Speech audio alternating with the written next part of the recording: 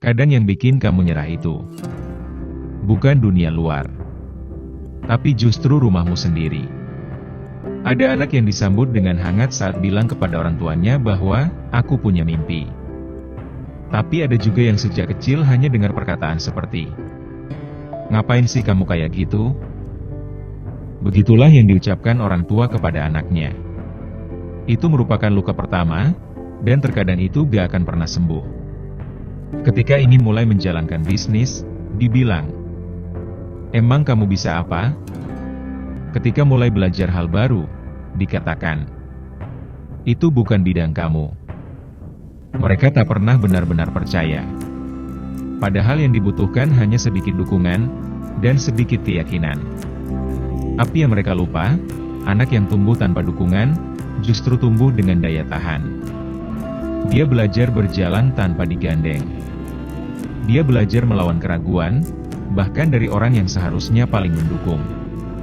Itu bukan kekuatan, tapi itu kebutuhan. Karena kalau dia berhenti, gak ada yang bakal bantu dia bangkit. Dan ketika dia mulai bisa sedikit menghasilkan, mereka gak akan bertanya, "Nak, kamu gak capek?" Atau, "Nak, kamu butuh bantuan?" Yang mereka tanya cuma, "Kamu dapat berapa?" Bukan perasaanmu yang dipedulikan, tapi hasilmu. Bukan perjuanganmu yang dilihat, tapi angka yang bisa dibanggakan. Dan parahnya lagi, kalau gagal sedikit aja, mereka bilang, "Tuh kan, udah dibilang juga apa." Bukan dipeluk, tapi ditertawakan.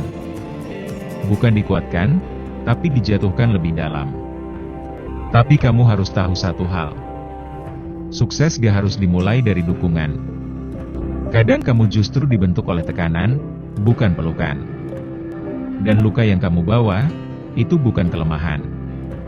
Itu alasan kenapa kamu terus maju, saat yang lain berhenti.